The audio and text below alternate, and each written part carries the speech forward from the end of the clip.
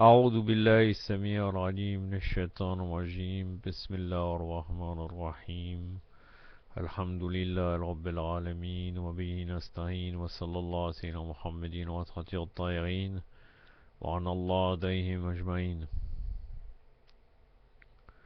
La mort et les étapes de l'au-delà, 12e partie. Nous arrivons à l'étape de la remise du journal des actes, le bilan. J'ai eu écho que certaines personnes étaient peut-être un peu fatiguées de cette série. Mais normalement, quand je commence un sujet, il vaut mieux le terminer. En plus, je ne suis pas découragé parce qu'en fin de compte, je ne sais pas pourquoi, même pour des grands, je ne suis rien du tout moi, mais pour des grands savants, si nous allons sur YouTube, nous voyons que les séries, toutes les séries, disons, ça commence avec beaucoup de nombre de vues et petit à petit ça diminue. Je ne sais pas pourquoi, pourtant, si on aurait un esprit vraiment de traiter un sujet à fond, eh ben on essaye d'apprendre et aller au bout au bout de la série pour pouvoir voir les fruits de cela. Mais bon, Allah kulli hal, je sais pas, apparemment, je sais qu'il y a beaucoup de gens qui aiment les discours polémiques uniquement sur le khilafa, uniquement sur ça. Et bien sûr, on attaque tous ces égarés des Bakri. Mais est-ce que c'est uniquement parler de ça? Est-ce que c'est uniquement ça qui va nous permettre d'améliorer notre connaissance de Ahlul Bayt, alayhum salam?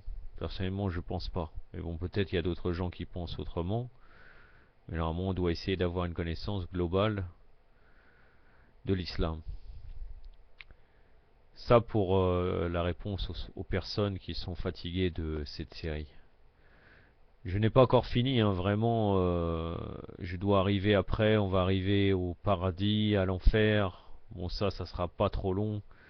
Et après, nous arrivons, je l'avais dit précédemment, après nous arrivons à la jurisprudence sur le mort, c'est-à-dire comment se comporter au moment de la mort, avec un mort, comment lui faire le rossol, comment le laver, le kafan, etc. Jusqu'à l'enterrement. Et voilà donc le nombre d'épisodes, je ne sais pas combien de temps ça me prendra et combien d'épisodes il y aura. Mais de toute façon, nous pouvons toujours trouver des gens par la suite, avec le temps, qui pourront être intéressés par ce type de série. C'est fort possible que des gens seront intéressés avec le temps.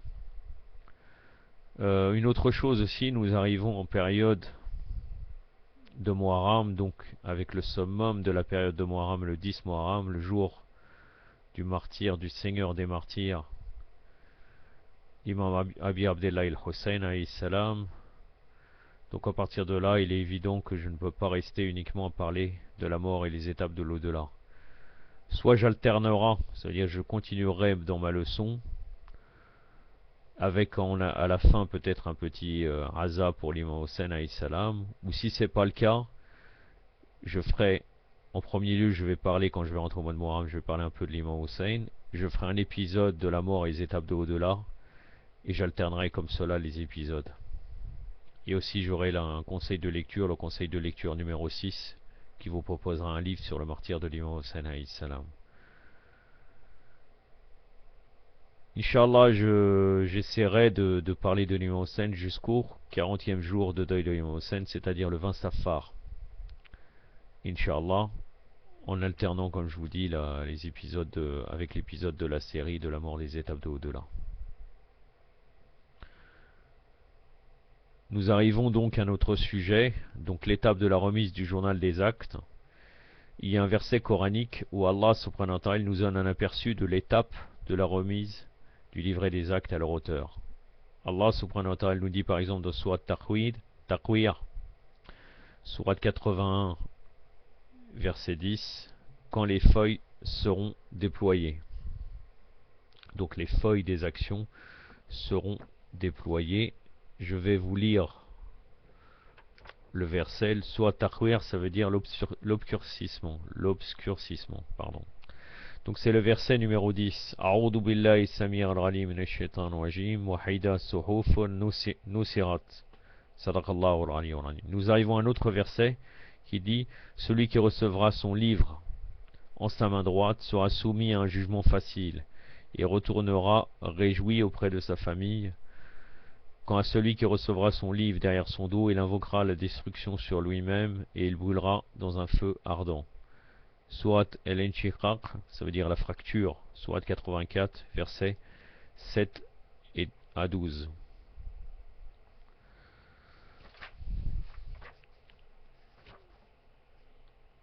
La fracture ou bien la crevasse. Donc versets 7 à 12. A'udhu billahi samir al-alim minash shaitanir rajim. فما من أوتي كتابه بيمينه فسوف يحاسب حسابا يسيرا وينقلب إلى أهله مسرورا وأما من أوتي كتابه وراء ظهره فسوف يدعو دبورا ويصلى سعيرا. صدق الله العلي العظيم. Aussi l'imam Sadiq alayhi salam nous a donné une autre manière. Il nous a cité le verset de Sourate El-Kahf, donc la Sourate la caverne, verset 10, la Sourate 18, verset 49, autrement avec un peu de variante du verset. L'imam Sadiq alayhi salam dit: lorsque la résurrection sera décrétée, on remettra à chacun le livre de ses actes et on lui dira lis. Ils se rappelleront alors en regardant dans leur livret tous leurs actes, paroles, pas, démarches, etc. comme s'ils venaient de les commettre, prononcer ou faire à ce moment-là. Effrayés à cause de ceux qu'ils y verront, ils diront: malheur à nous, qu'a donc ce livre à nos maîtres de péché, de ne mentionner ni péché véniel, ni péché capital. Péché véniel, c'est un péché minime. Et ils trouveront devant eux tout ce qu'ils ont œuvré, et ton Seigneur ne fait du tort à personne. Ça c'est dans Bir al-Anwar, volume 7, page 314 à 10, numéro 9. Maintenant il s'agit de savoir quels sont les facteurs, toujours, qui contribuent à alléger ou à éviter l'épreuve terrible et angoissante de l'étape de la remise du journal des actes. L'imam Sadiq alayhi salam dit: quiconque rend visite à la tombe de l'imam Hossein alayhi salam au mois de Ramadan et meurt pendant son voyage à cet effet sera soustrait à la demande des comptes et on lui dira: entre au paradis, tu n'as rien à craindre. Al-Alam al-Majlisi rapporte que l'imam Rida alayhi salam dit: quiconque me rend visite malgré l'éloignement de ma tombe, je viendrai à son secours dans 3 situations: le jour de la résurrection pour le sauver de ses terreurs, lors de la remise des livrets des comptes aux mains droites des bienfaiteurs et aux mains gauches des malfaiteurs, sur le sirat et près de la balance. Bir al-Anwar, volume 102, page 34. Donc la visite, puisque là on a vu pour l'imam Reda et pour l'imam Hossein, donc la visite de la tombe des imams alayhi salam facilite l'étape de la remise du journal des actes. Et l'Hossein ibn Saïd rapporte que l'imam Sadiq alayhi salam lui dit: lorsqu'Allah veut demander des comptes à un croyant, il lui remet son livre de comptes dans la main droite, l'interroge seul à seul sans que personne d'autre ne soit au courant du déroulement de l'interrogatoire. Il lui dit: ô mon serviteur, tu as commis ceci et cela. Le serviteur répond: oui, je l'ai fait, ô mon Dieu. Allah lui dit: alors je t'ai pardonné en transformant tes péchés en actes de bienfaisance. Les gens penseront et diront alors: gloire à Allah, ce serviteur n'a commis aucun péché ni aucun acte répréhensible. Or c'est cela la signification des versets coraniques: celui qui recevra son livre en sa main droite sera soumis à un jugement facile et retournera réjoui auprès de sa famille. C'est toujours Surat al-Inshiqaq, donc la sourate de la crevasse ou bien de la fracture, là le verset 7 à 9. A'udhu billahi samir al-alim minash shaitanir rajim. فأما من أوتي كتابه بيمينه فسوف يحاسب حسابا يسيرا وينقلب إلى أهله مسرورا. صدق الله العلي العظيم. Donc on demanda à l'imam Sadiq alors, de quelle famille s'agit-il, puisqu'il retournera auprès de sa famille. Est-ce que le serviteur amène avec lui sa famille avec laquelle il était dans la vie terrestre? L'imam Sadiq alayhi salam répondit, lorsqu'Allah veut punir son serviteur, il l'interroge devant tout le monde, démontre sa culpabilité et lui remet son livre de compte dans sa main gauche, comme il nous le dit dans les versets suivants. Quand à celui qui recevra son livre derrière son dos, il invoquera la destruction sur lui-même et il brûlera dans un feu ardent, car il était tout joyeux parmi les siens. Toujours sourate Al-Inshiqaq, donc la sourate 84, verset 10 à 13. أعوذ بالله السميع العليم من الشيطان الرجيم وهما من أوتي كتابه وغل زغيه فصف يده دبورا ويسلا صغيرا إنه كان في أهله مسحورا.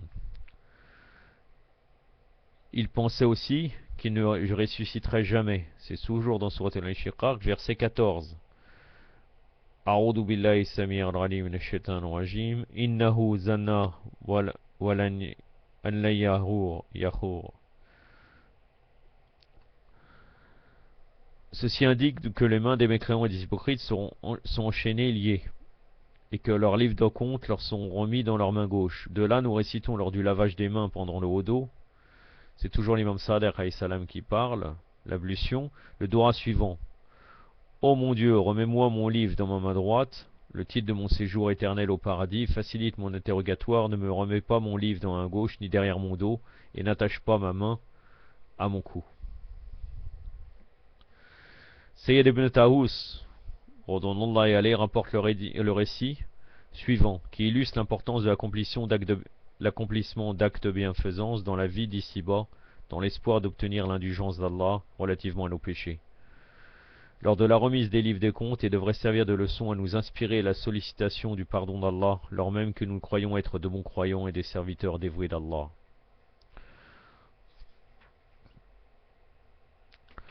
Lorsque le mois de Ramadan arrivait,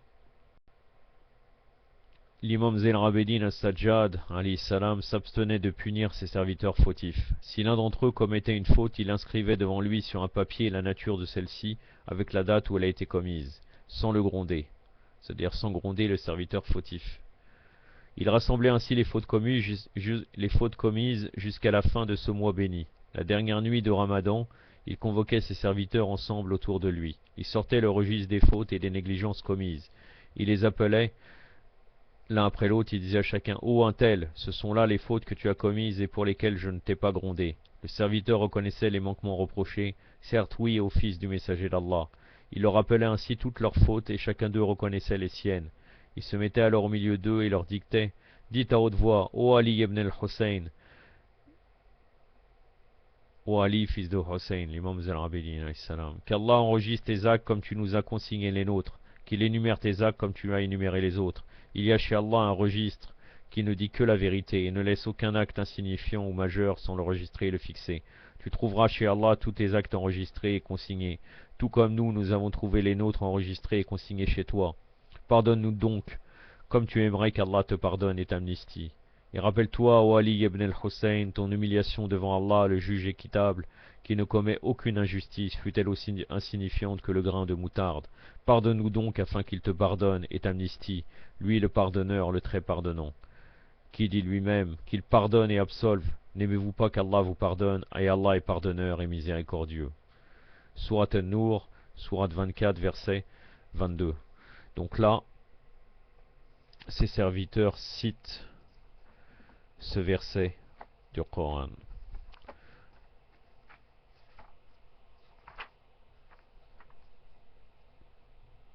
C'est-à-dire c'était une manière de rappel pour l'imam Zayn al-Abidin alayhi salam. Donc là c'est un extrait du verset, ce n'est pas en entier, le verset est plus long que ça.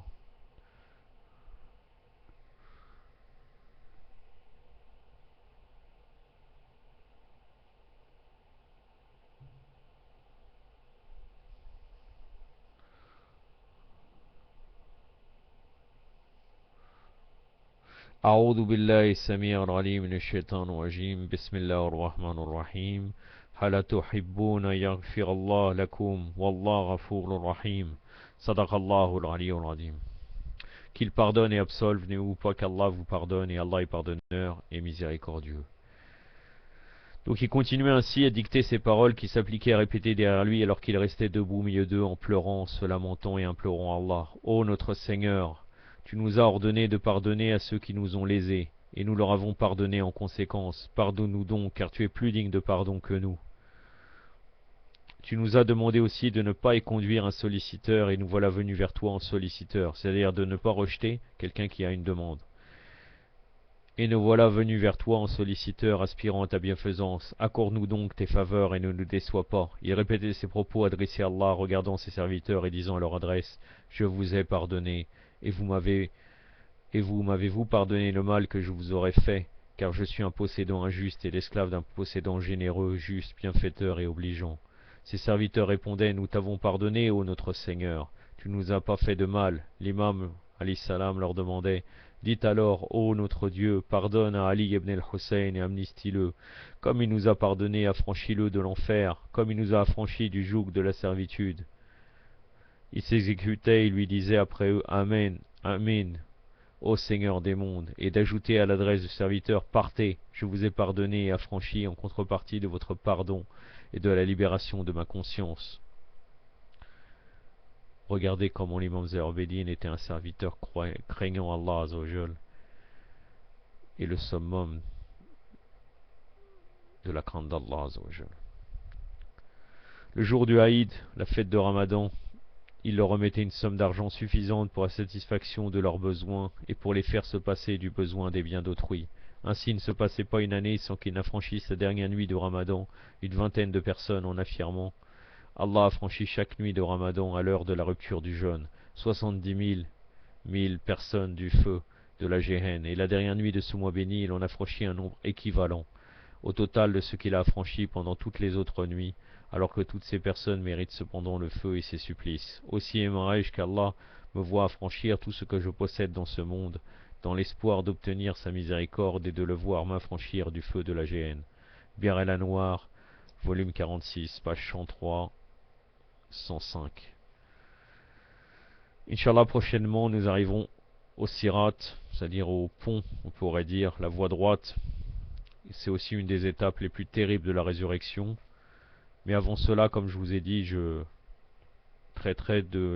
parlerai un peu d'un sujet de la tragédie de Karbala.